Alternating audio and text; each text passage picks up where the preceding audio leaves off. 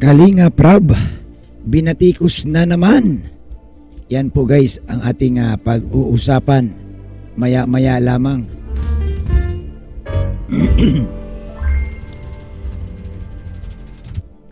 What's up guys? Isang mapagpalang araw sa inyong lahat, mga kapatid, mga kalingap, mga kababayan.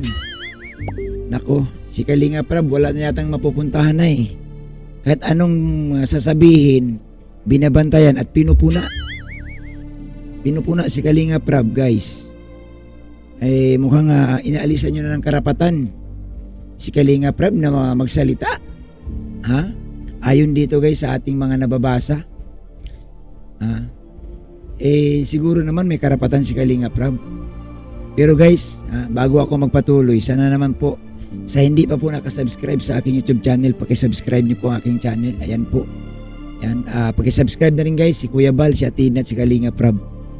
Yan, sa mga hindi pa po nakasubscribe at lagi kong pakiusap guys, mahalaga po ang inyong pag-like upang share ito ni YouTube sa iba. Ma-recommenda tayo ni YouTube sa iba. So tuloy na tayo guys. Yan. So dito, no, ipapakita ko lang sa inyo yung tawag nito, nabati ko si Kalinga Prab. Ang sabi niya dito, ayan nagsimula kasi ito guys dahil ito sa comment ni Kalinga Prab dito. Yan, ang comment ni Kalinga Prab dyan, 2 million na lang ang views ni Kuya Bal sa isang buwan, magkanya-kanya na muna tayo. Yun ang sinabi ni Kalinga Prab, no? Magkanya-kanya na muna tayo. Doon lang muna tayo, walang ibang sinabi si Kalinga Prab. Walang ibang sinabi si Kalinga Prab dyan. So wag po natin dugtungan yan. Ang iba kasi guys, nung marinig ito ni Kalinga Prab, na marinig ito nila, na mabasa nila ito, may kadugtong na. Papaano na yung mga beneficiary? Papaano na yung mga angels? Wala namang sinabi si Kalinga Prab eh. Ang sabi ni Kalinga Prab, kanya-kanya muna tayo. Ha? So, balikan natin guys. Dahil dito, tandaan niyo, dahil dito, nababa si Kalinga Prab. So, punta tayo guys doon sa mga nagkukomento. Ito, ang dami niyan guys, di ko lang ma-screenshot lahat eh. Ang sabi niya dito, nakapundar na siya eh. Aba, kasalanan ba ni Kalinga Prab kung nakapundar siya? So tingin ko hindi. Kasalanan ba ni Kalinga Prab kung siya nakapundar, nakapagpagawa siya ng sarili niyang bahay? Hindi niya kasalanan yung guys. Blessing sa kanya yun. Stable na si Kalinga Prab kaya kanya-kanya muna. Paano naman yung iba na naka-line up na mga beneficiaries niya na umaasa sa pabahay at scholarship niya? Wala namang sinasabi si Kalinga Prab guys dito. Wala namang sinasabi si Kalinga Prab na magkanya-kanya muna tayo kasama mga beneficiaries. Wala namang sinabing ganun si Kalinga Prab. Walang sinabi si Kalinga Prab. Ano ba ang puno dito guys? Ano ba ang pinagmulan nitong kanya-kanya muna? Basahin maigi. 2 million na lang ang views ni Kuya Bal. May pinagmulan itong kanya-kanya. 2 million na lang ang views ni Kuya Bal sa isang buwan. Magkanya-kanya na muna tayo. May tinutukoy si Kalinga Prab dito guys. May tinutukoy si Kalinga Prab. So di ba, hindi ko na babanggitin.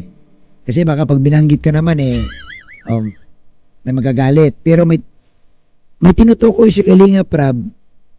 Bakit niya nasabing magkanya-kanya na lang tayo? Kasi ang napansin ni Kalinga Prab, bumaba ang views ni Kuya Bal. Bumaba ang views ni Kuya Bal. Di po ba? So dito guys ito guys, itong mga nambabas, ulitin ko lang, sabi niya, nakapagpundar na siya eh. So parang kasalanan pa ni Kalinga Prab na nakapagpundar siya.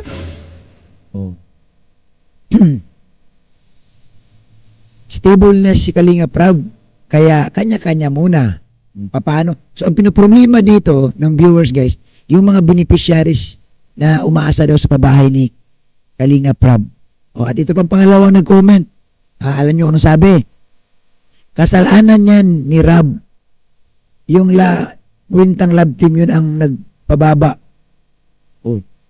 Paano mo sabihin nagpababa? Ito nga guys, nakakatulong ang love team ni Kalinga Prab para makatulong sa mga beneficiaries kasi kung wala ang love team, eh,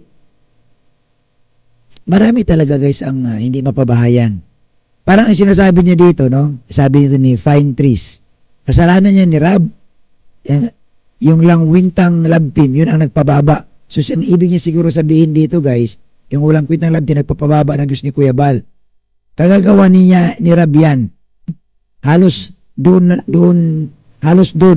noon love team. Alam nyo, nasasabi nyo lang yan kasi hindi kayo content creator. No? No? Kung kayo content creator, guys, ewan ko lang, ha? Kung kayo content creator, guys, na katulad ni Kalinga Prab, ewan ko lang kung paano kayo mag-iisip. Ang hirap ng kalagayan ni Kalinga Prab, ha? So, wala tayong karapatang ibasa na siya. Huwag niyong ibas. Ang hirap mag-isip ni Kalinga Prab, ang dami niyang beneficiaries, scholarship, pabahay, may mga angels pang inasikaso. Mag-iisip ka lang, ilan yung love team niya. Mag-isip sila, ano bang pwede kong gawin? Ano bang vlog ang gagawin ko dito para masiyahan naman itong mga supporters natin? Alam mo, durog ang utak ni Kalinga Prab pagkakaisip. Kaya halos yung mama, walang tulog yan. Bakit? Alam mo, minsan, di ba, minsan kasama ko si Kalinga Prab. Sinabi niya sa akin, di ko na nga alam, Ninong, di ko na nga alam kung ano pa bang, saan tayo magbablog. Wala na akong maisip kasi lahat nagawa ko na. O di ba? Nasabi niya sa akin yun. Nag-iisip siya talaga. Gabi pa lang, nag-iisip na siya. Paggising sa umaga. Kasi hindi ganun kadali eh, no? Yung pupunta ka sa ibang lugar. Maghanap ka ng magandang lugar kung saan magsushoot. So, paano yung sabihin na, ang nagpababa ng views sa ni Kuya Bal, ang love team, hindi. Para sa akin, hindi. Nakakatulong pa nga yan eh. Kasi yung mga beneficiary yung mga nanonood sa love team, kayang hugutin yan ni Kalinga Prab na panoorin ang charity. Kaya. Kaso lang sa panahon ngayon,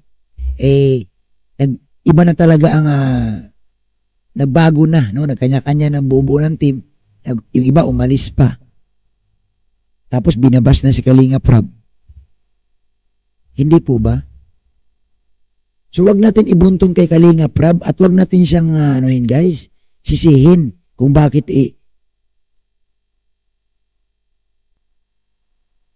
wag natin siyang sabihan na nakapundar na, stable na. Huwag niyo sabihin kasalanan ni Kalinga Prab. Wala namang, anong kinalaman ni Kalinga Prab? Panay nga ang support ni Kalinga Prab. Alam niyo guys, sa isang YouTuber, no, ayon sa pagkakaalam ko, kasi nag-research din ako, may mga time talaga guys na bababa ang iyong channel. May time talaga guys na parang pagtaas niyan, may time din na bababa. Hindi po laging taas yan, hindi po laging may mimintin, hindi araw-araw Pasko ang channel mo. May time niya na magpasko ka, may time din na mahal na araw ka. So huwag natin i-blame si Kalinga Prab, iwasan natin. Andali natin maghusgay, andali natin magpuna. Hindi natin alam kung ano nasa likod nito.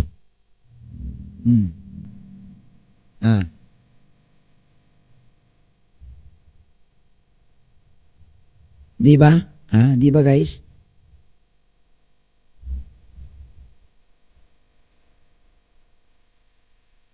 Tingnan natin to guys, tingnan natin ito.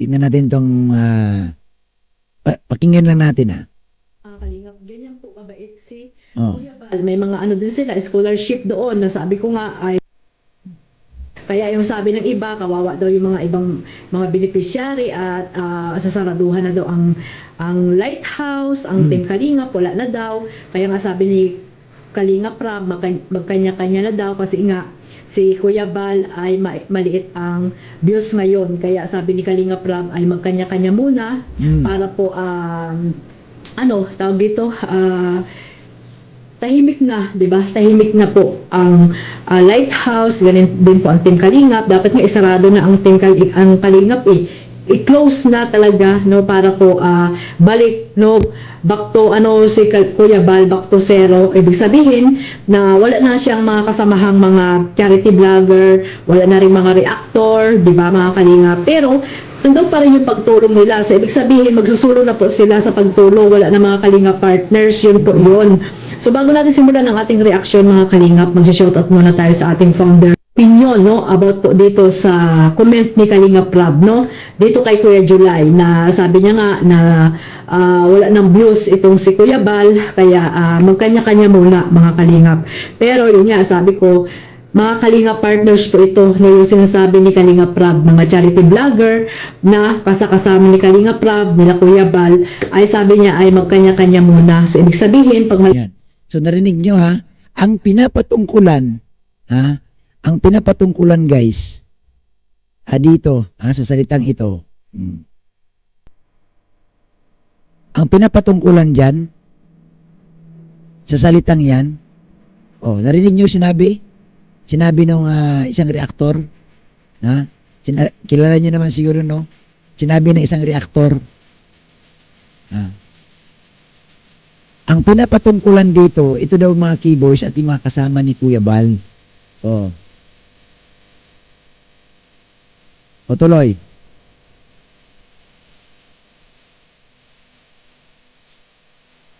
malaki na yung subscriber nila. Matagal naman na po yung sinasabi ni Kuya Bal noon na pag malaki na ang subscriber. Teka lang. Ito guys, medyo...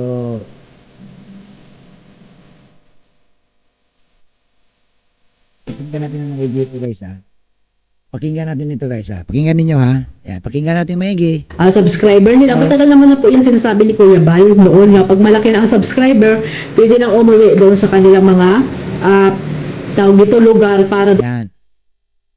Mismo siya guys, matagal na raw sinabi ni Kuya Bal Ako naalala ko rin ito noon na pag ang subscribers mo ay 100,000 na pataas, pwede na.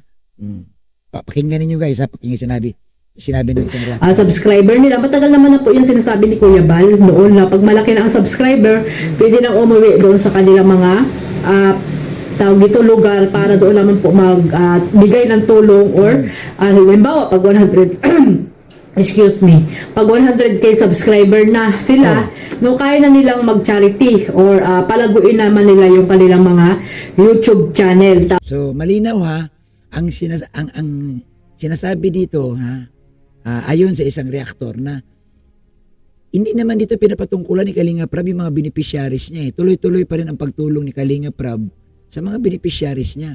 Ano ang sinasabi ng reaktor? Ang pinapatungkulan daw dito, ulitin natin guys para malinaw linawin natin ito. Yan Kanya muna, mga kalingap. Pero yun nga, sabi ko, mga kalingap partners po ito, about po dito sa comment ni Kalingap Rob, no? Dito kay Kuya July, na sabi niya nga na wala nang views itong si Kuya Bal, kaya magkanya-kanya muna, mga kalingap.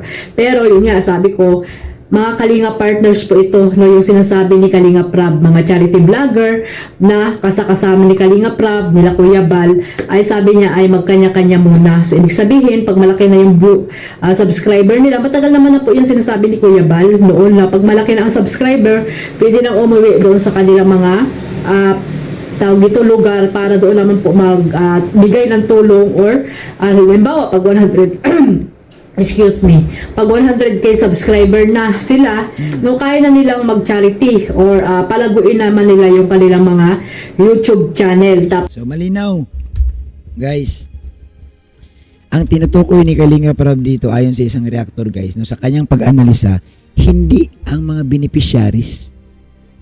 Kumbaga ang tinutukoy dito, kasi nga ang hugot dito guys, malinaw na kaya bumaba ang views ni Kuya Bal, bumaba ang views ni Kuya Bal,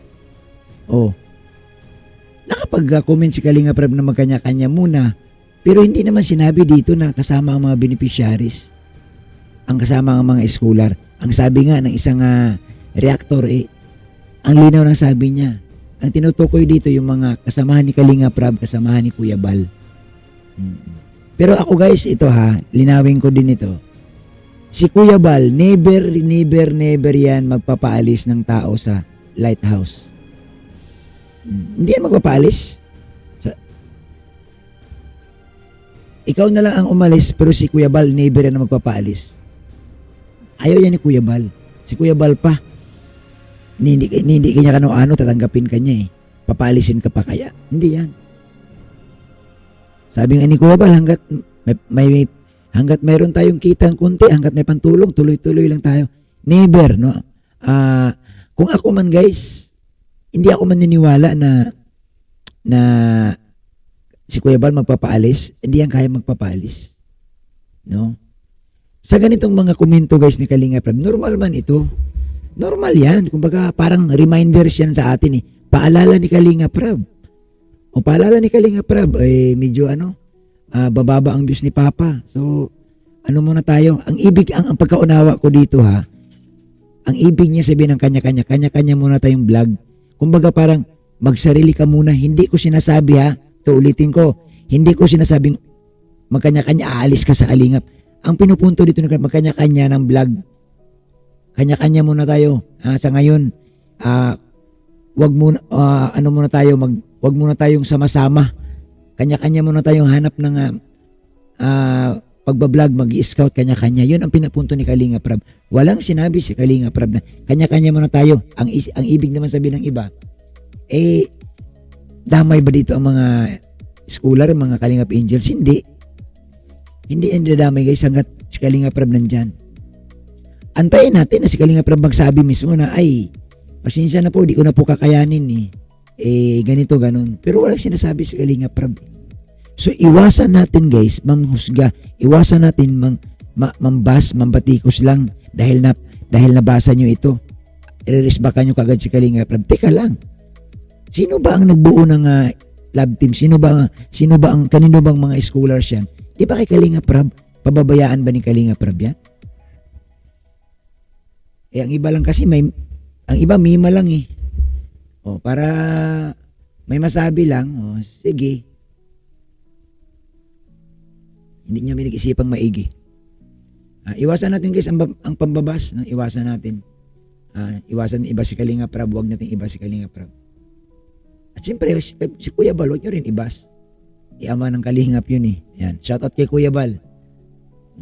Maraming salamat guys at isang mapagpalang hapon sa ating lahat.